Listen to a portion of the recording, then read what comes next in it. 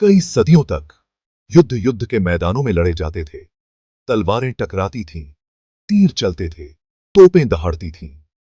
लेकिन 1945 में दुनिया ने युद्ध के एक नए भयानक रूप को देखा। परमाणु बम, अकल्पनीय विनाशकारी शक्ति का हथियार, ने विनाशकारी परिणामों के साथ अपने आगमन की घोषणा की। युद्ध हमेशा से दुख और हानि लेकर आते रहे हैं, लेकिन परमाणु बम ने एक नए स्तर के खतरे को पेश किया।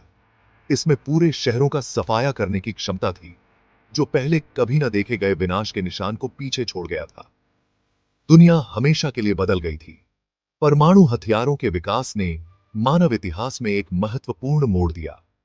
उसने हमें अपने ही विलुप्त होने की वास्तविक संभावना का सामना करने के लिए मजबूर किया। इन हथियारों की विनाशकारी शक्ति को समझना यह सुनिश्चित करने में पहला कदम है कि उनका फिर कभी उपयोग न हो। अगस्त 1945 में दुनिया ने भयानक रूप से देखा, क्योंकि दो परमाणु बम जापानी शहर हिरोशिमा और नागासाकी पर गिराए गए थे। तबाही पहले कभी नहीं देखी गई थी। लिटिल बॉय और फैटमैन नाम के बमों ने हजारों लोगों को तुरंत मार डाला। विस्फोटों से निकलने वाली गर्मी इतनी तेज थी कि उसने आसपास की इमारतों और लोगों को वाष्पीकृत कर दिया। जो लोग दूर थे वे थर्मल रेडिएशन से भयानक रूप से जल गए। फिर आया शॉकवेव, संपीड़ित हवा की एक दीवार जिसने अपने रास्ते में आने वाली हर चीज को समतल कर दिया। बम विस्फोटों के बाद भी उतना ही भयावह मंजर था। बचे लोगों को रेडिएशन बीमारी, कैंसर और लंबे समय तक चलने वाली स्वास्थ्य समस्याओं का सामना करना पड़ा। शहर मलबे में तब्दील हो गए और हमलों के मनोवैज्ञानिक निशान गहरे तक चले गए। हिरोशिमा और नागासाकी पर बमबारी परमाणु युद्ध की भयानक मानवीय कीमत की एक कठोर याद दिलाती थी। परमाणु बम के केंद्र में परमाणु की शक्ति निहित है। परमाणु सभी पदार्थों के छोटे निर्माण खंड हैं और उनमें अपार मात्रा में ऊर्जा होती है। वैज्ञानिकों ने खोजा कि परमाणु विखंडन नामक प्रक्रिया के माध्यम से इस ऊर्जा को कैसे अनलॉक किया जाए। परमाणु विखंडन तब होता है जब एक परमाणु का नाभिक अलग हो जाता है, जिससे ऊष्मा और विकिरण के रूप में जबरदस्त मात्रा में ऊर्जा निकलती है। एक परमाणु बम में यह प्रक्रिया एक नियंत्रित श्रृंखला प्रतिक्रिया द्वारा शुरू की जाती है, जहां एक विखंडन कई और को ट्रिगर करता है। सबसे आम प्रकार का परमाणु बम अपने ईंधन स्रोत के रूप में यूरेनियम या प्लूटोनियम का उपयोग करता है। ये भारी तत्व अत्यधिक अस्थिर होते हैं। ये परमाणु विखंडन के लिए आदर्श बनाते हैं। जब पर्याप्त विखंडनीय सामग्री को एक साथ सही तरीके से लाया जाता है, तो एक भगोड़ा श्रृंखला प्रतिक्रिया होती है, जिसके परिणाम स्वरूप परमाणु विस्फोट होता है, जिसके से है। एक परमाणु बम का विस्फोट विनाशकारी ताकतों की एक भयानक श्रृंखला को उजागर करता है। प्रारंभिक विस्फोट प्रकाश की एक चमकदार चमक और थर्मल विकिरण के रूप में जाना जाने वाला तीव्र गर्मी की एक लहर बनाता है। यह गर्मी विस्फोट बिंदु से मीलों दूर वस्तुओं में तुरंत आग लगा सकती है। थर्मल विकिरण का बारीकी से पालन करना विस्फोट की लहर है। दबाव की एक विशाल दीवार जो सुपरसोनिक गति से विस्फोट से बाहर की ओर फैलती है। विस्फोट की लहर पूरे शहरों को समतल करने, इमारतों को चूर्ण चूर्ण करने और खिलौनों की तरह वाहनों को उछालने में सक्षम है। विस्फोट के तत्काल प्रभावों के अलावा रेडियोधर्मी गिरावट का खतरा भी होता है। फॉलआउट में रेडियोधर्मी कण होते हैं जो विस्फोट द्वारा वातावरण में छोड़े जाते हैं। ये कण हवा में लंबी दूरी तय कर सकते हैं और बड़े क्षेत्रों को दूषित कर सकते हैं, जिससे किसी के भी संपर्क में आने पर स्वास्थ्य के लिए गंभीर खतरा पैदा हो सकता है। अनुभाग 5, परमाणु तूफान से आश्रय की तलाश।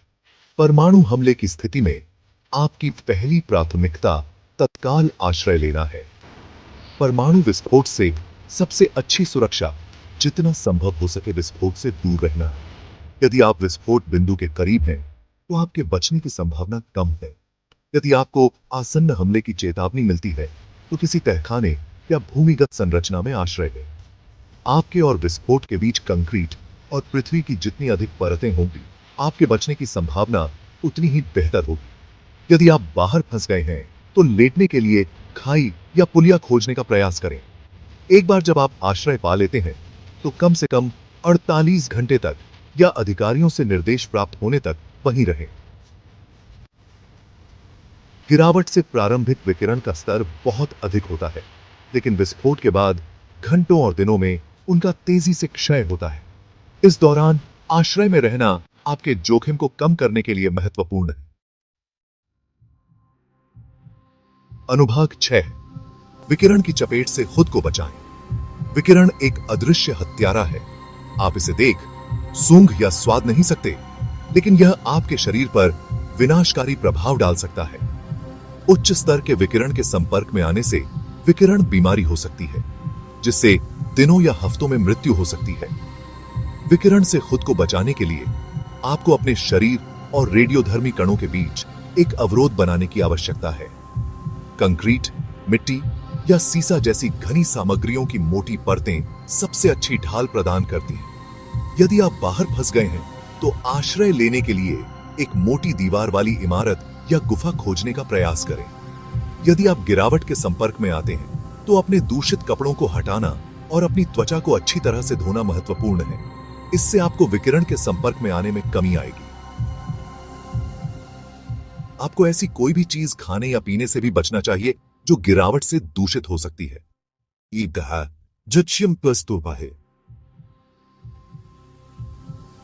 अनुभाग 7, विस्फोट के बाद की दुनिया को नेविगेट करना। एक परमाणु हमले के बाद हम जिस दुनिया को जानते हैं वह हमेशा के लिए बदल जाएगी। परिचित परिदृश्य एक उजाड़ बंजर भूमि में बदल जाएगा और जिस बुनियादी ढांचे पर हम भरोसा करते हैं वह खंडहर में बदल जाएगा। उत्तरजीविता आपकी अनुकूलन क्षमता और अकल्पनीय चुनौतियों से उबरने पर निर्भर करेगी। भोजन, पानी और आश्रय दुर्लभ होंगे और उन्हें खोजने के लिए आपको साधन संपन्न होना होगा। आपूर्ति के लिए मैला ढोना आवश्यक होगा, लेकिन आपको संदूषण से सावधान रहना चाहिए। किसी भी भोजन या पानी का सेवन करने से पहले विकिरण के संकेतों की जांच अवश्य कर लें। संचार कठिन होगा।